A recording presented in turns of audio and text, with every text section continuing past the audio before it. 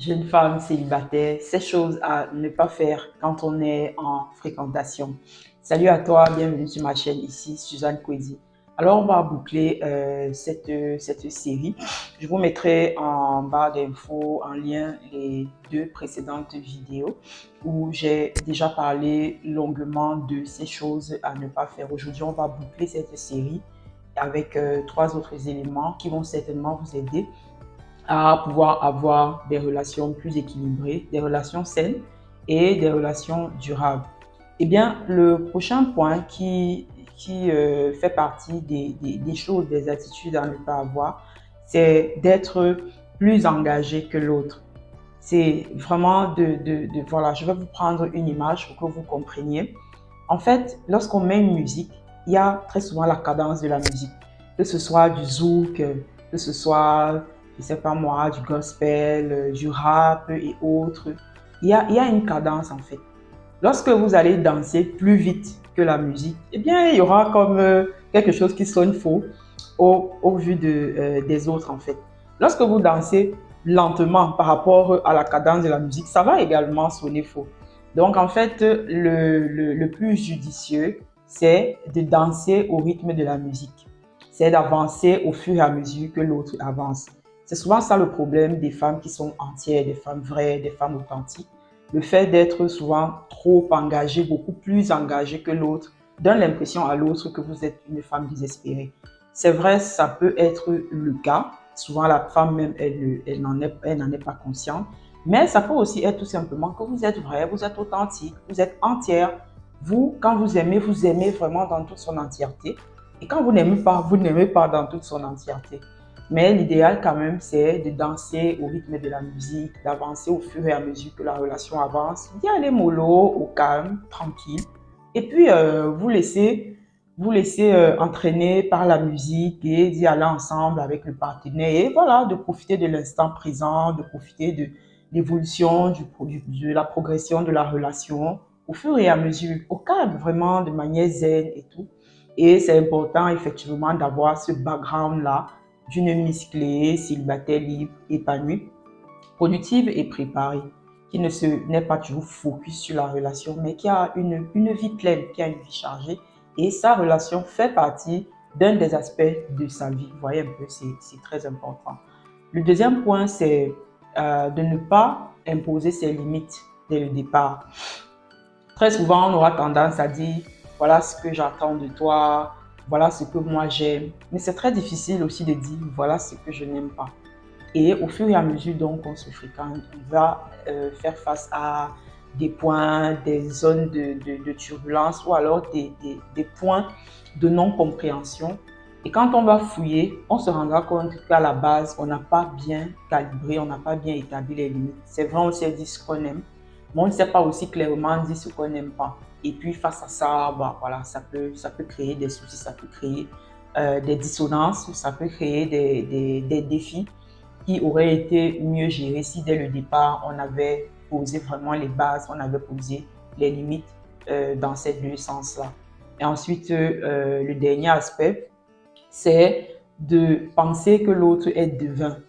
C'est cette tendance que nous les femmes, nous avons souvent de se dire, il va deviner ce qui est important pour moi, il va deviner ce qui est bien pour moi, il va deviner que j'aimerais bien qu'il m'offre un cadeau, il va deviner que j'aimerais bien qu'il me dise je t'aime, qu'il me dise tu es jolie, tu es bien habillée, oh, je te sens plus rayonnante ces derniers temps. J'aimerais bien qu'il me dise bravo pour ce projet que j'ai réalisé.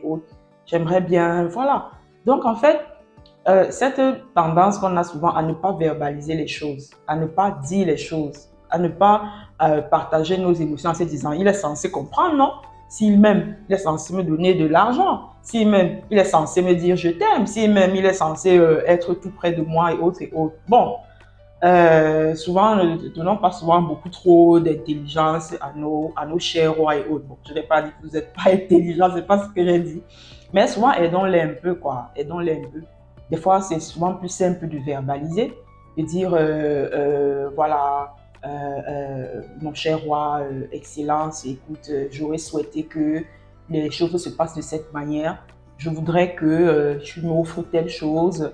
je voudrais qu'on fasse telle chose, je voudrais qu'on passe ce temps de qualité ensemble, je voudrais que tu finisses un peu plus tôt pour que on puisse bavarder ce soir. Verbaliser en fait, parler, communiquer. N'espérez pas que l'autre va comprendre, l'autre est censé savoir, l'autre est censé savoir quoi faire, quand faire et comment le faire. Non, ce n'est pas toujours évident. Parfois, il faut simplement dire les choses. Maintenant, quand on a dit ça, quand on a présenté toutes ces choses à ne pas faire, toutes ces erreurs à ne pas faire, il peut effectivement arriver que on fasse ces erreurs-là parce que nous sommes humains. Voilà, nous sommes en cheminement, nous sommes en fréquentation et on apprend à se connaître. Et au-delà de tous les masques qu'on peut se mettre, on ne pourra pas cacher nos défauts, nos manquements et autres. Quand ça arrive comme ça, très souvent, les crises, les temps de battement peuvent être salvateurs pour vous, dans votre relation, pour votre cheminement. Ça peut être un moyen ou alors une opportunité pour vous de rentrer en arrière et de voir quels sont les aspects que vous n'avez peut-être pas bien gérés dès la base. J'ai suivi une vidéo dans ce sens-là, je pense que ça devait être un évangéliste ou un pasteur qui parlait avec une dame. En tout cas, c'était deux personnes, deux éminences qui échangeaient à ce propos et qui disaient que les crises ne sont pas toujours synonymes que la personne avec qui je suis, ce n'est pas la bonne personne. Parfois, ces temps de battement, ces temps de crise sont souvent l'occasion de se rasseoir et de voir quels sont les aspects qu'on n'a peut-être pas bien calibrés dès le départ. Parfois aussi, ces crises-là peuvent davantage vous rapprocher de Dieu, davantage vous reconnecter à Dieu parce que vous avez tellement été focus sur la relation, vous avez peut-être trop donné, vous êtes peut-être trop attaché et peut-être qu'il fallait un peu ralentir la cadence. Ça peut vous donner l'occasion de davantage vous recentrer sur vous-même et de bien gérer les priorités. Ça peut aussi être un moyen pour vous d'être, voilà, de prendre du temps pour vous, de prendre le temps de, voilà, de régler un certain nombre de choses, chacun dans son coin, et de pouvoir revenir encore plus fort, de pouvoir revenir encore plus engagé, ou alors que ce temps de battement peut permettre d'éprouver et de confirmer les relations, les sentiments que l'autre éprouve pour vous et vraiment l'engagement qu'il a pour vous de pouvoir aller jusqu'au bout et autres. Mais très souvent, ce que nous les femmes nous faisons, c'est que voilà, on est toujours prompte à vite bloquer, on est toujours prompte à vite blacklister, à vite ghoster. C'est vrai que ça, c'est voilà, le propre des hommes, ils aiment bien faire ça, ils te ghostent, silence radio, ils reviennent, ils repartent, ils reviennent, ils repartent. Mais en fait, il ne s'agit pas de ça. Il ne s'agit pas aussi de dire, voilà, je vais prendre mon temps, je vais être patient, je vais voir comment les choses vont aller. Il y a, voilà, des relations pour lesquelles, voilà, s'il s'agit, on parle de violence, si on parle de ce genre de pratiques que même vos valeurs, même votre être même ne peut pas supporter, il ne s'agit pas effectivement de se dire, oui, je vais attendre, je vais voir comment vont évoluer les choses. Non. C'est pour ça qu'il faut se fixer les limites dès le départ. Ces choses qu'on peut gérer, ces choses qu'on ne peut complètement pas gérer, il est important de se fixer cela dès le départ. Mais ce que je veux dire ici, c'est d'apporter un peu d'équilibre à toutes ces vidéos, à toute cette série, de dire que parfois c'est important de prendre du recul. Parfois, ces temps de crise peuvent être salvateurs. Et parfois, il est important souvent de garder son calme, de ne pas être prompt à prendre rapidement les décisions. Très souvent, le temps nous apprend, très souvent, le temps nous enseigne. Et très souvent, ce genre de crise nous permet d'être meilleurs, nous permet de voir les aspects, peut-être ces blessures qu'on n'a pas encore complètement guéries, peut-être, voilà, cette communication qu'il faut peut-être qu'on améliore. C'est important de prendre cet aspect-là en compte et de pouvoir justement évoluer dans le sens de la progression, dans le sens de faire nos relations beaucoup plus équilibrées, beaucoup plus saines et beaucoup plus durables. Voilà, c'est ce que je voulais partager avec vous. J'espère que vous avez aimé, j'espère que vous avez appris quelque chose. Si c'est le cas, laissez un commentaire, likez, partagez, bref, vous savez comment ça se passe.